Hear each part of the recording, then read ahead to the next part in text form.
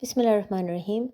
In Surah Al-Ma'idah verses 108 and 109, Allah says, "In this way it is more likely that witnesses will give true testimony, or else fear that their oaths could be refuted by those of the heirs. Be mindful of Allah and obey, for Allah does not guide the rebellious people." Consider the day Allah will gather the messengers and say, "What response did you receive?" They will reply, "We have no knowledge compared to you. You alone are indeed the knower of all unseen." Now, towards the end of Surah Ma'idah, you can see an interesting shift. Allah had previously spoken at length about the fact that the Muslims should take religion seriously, not mock His commands, submit to His will entirely, and not behave like the previous ummah, otherwise they will have to face severe consequences.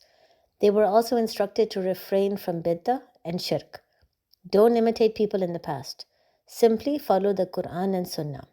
But then suddenly in verses 106 to 108, Allah mentions what a man should do if death is about to approach him, so he is extremely ill and fears he is going to die. He is told to take two just men and share his will with them, so that after he dies, they can take an oath and communicate his will to family members, distributing the assets accordingly.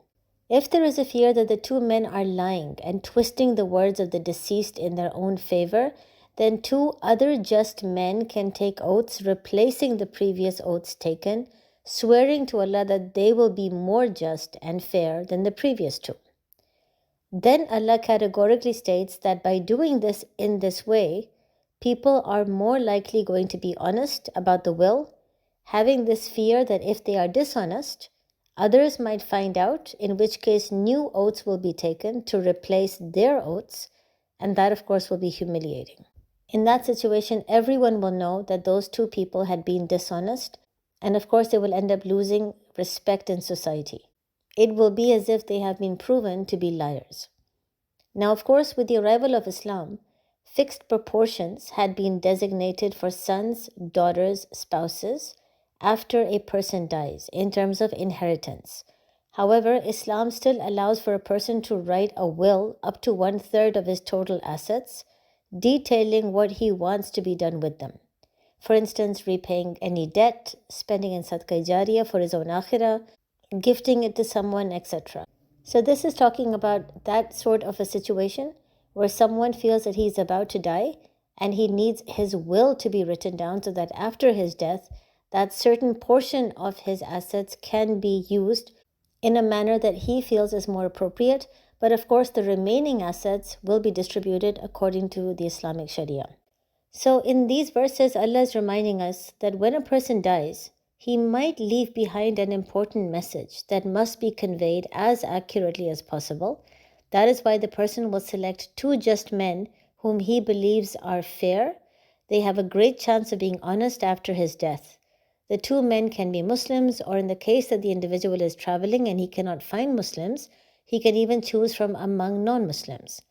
Once the person passes away, those who were witnesses at his death must pass on the message clearly, swearing that they will not exchange their oaths for a price, even if he should be a near relative, and they will not withhold the testimony as mentioned in verse 106. In other words, they will definitely speak out, and they will only speak the truth. And in the event that their testimony appears to be doubtful or inconsistent, two other just men who are foremost from those who have a lawful right can take oaths that their testimony will be purer than the previous ones. Now, after mentioning this, Allah informs us in verse 109 that on the day of judgment, messengers will be assembled and asked about the response that they received from their nations, to which they will say, "We have no knowledge. Indeed, it is only you, Allah, who are knower of the unseen." First of all, why are the messengers saying that they have no idea what response they received? Have they forgotten everything? Secondly, what does this have anything to do with the previous verse, which is about a person who has to write a will before he dies? On the day of judgment, messengers will remember exactly what their nation said to them. After all, their nations faced an azab, so clearly they must have rejected their messenger. How can the Rasul sent to a particular nation who was rejected by that nation and subsequently had the nation face an azab, how can that Rasul not remember on the day of judgment what response he received? In reality, the messenger knows exactly what response he received. But that's not what Allah is asking. What Allah is asking is after the azab, when the messenger and the few believers with him were saved and they moved to a different land to preach, after that messenger's death, how did people treat his message? Did they distort it? Did they follow it? Did they alter it or ignore it? To that the prophets respond that they don't know. After their death, they had no communication with the world, so they have no idea what was going on. Now you can understand the link between this verse and the previous verse. Just like a person who is about to die conveys an important message to just fair men to pass it on after his death, and if they alter it or if they refuse to pass it on, they will be losers on the Day of Judgment. In the same way, each prophet, prior to passing away, left his message with the close believers, those who had been saved from the azab, those who were muttaqeen. They were believed to be trustworthy and honest. It was then incumbent upon them to pass on the message as accurately as possible. By being a Muslim, they had already taken an oath to Tawheed and an oath to pass on Allah's message with complete honesty. So they could now not exchange their oaths for a price, agreeing to distort the message or remain silent in order to make a few powerful people happy. And if it is believed that these people have altered the message, there are inconsistencies in it, or there are contradictions, then it is the job of other truthful people to come forward and take new oaths to replace the previous oaths. So from this we can understand that firstly, when a prophet dies, he does not remain in touch with the real physical world. He has no idea what's going on in the world after he's passed away.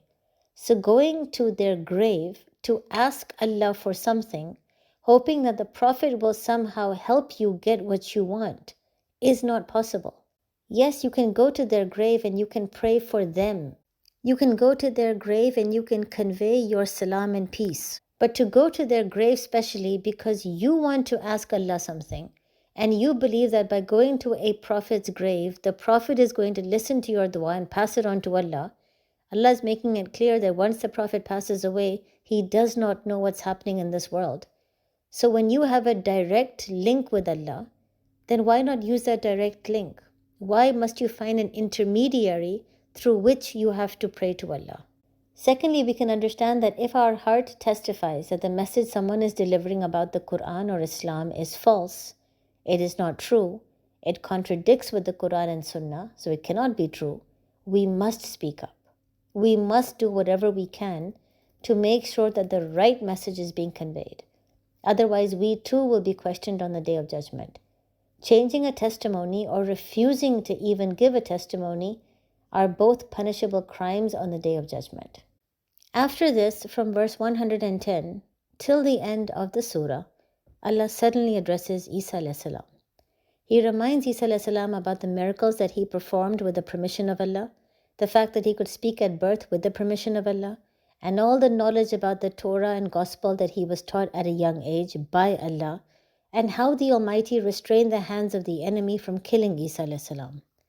In addition, he reminds Isa alayhi salam that Allah inspired the disciples of Isa to believe and to help Isa alayhi salam in his mission. And those disciples testified to being Muslims. So when Isa alayhi salam was taken up to the heavens, it was the responsibility of those disciples to accurately convey his message.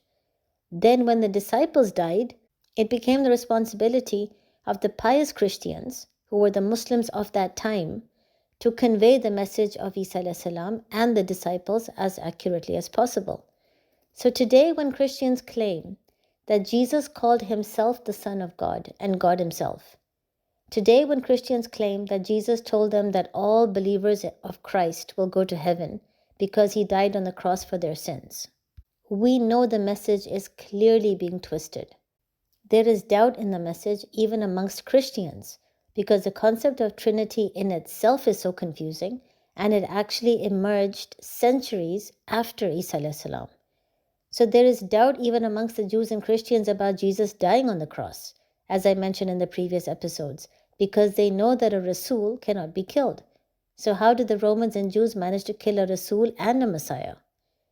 At that time, whose job will it be to take new oaths that will replace the oaths of the Christians? Whose job will it be to convey the actual message that Isa a.s. gave? The Muslims. And how do we know the exact message that Isa a.s. gave? Well, it's in the Quran. So now if we distort the message, or if we remain quiet and just refuse to share our knowledge, we will equally be held accountable on the Day of Judgment as the Christians. In this way, we can appreciate how beautifully these verses tie up with the overall message. Take Deen seriously. Establish Deen and the Sharia given to the Muslims. Understand the message of the Quran and spread it as best as you can. Because through you, the world will be able to understand what the actual message was that was given to all the prophets by watching the Muslims and how they behave and how they uphold Hakukullah and Hakukul Ibad. The world can testify to what Tawheed actually looks like. Then, once their hearts testify, it is their choice to embrace the truth or not. So remember that by being guided, by being born in a Muslim family does not give you any added advantage. On the contrary, it's a huge added responsibility. Assalamu alaikum.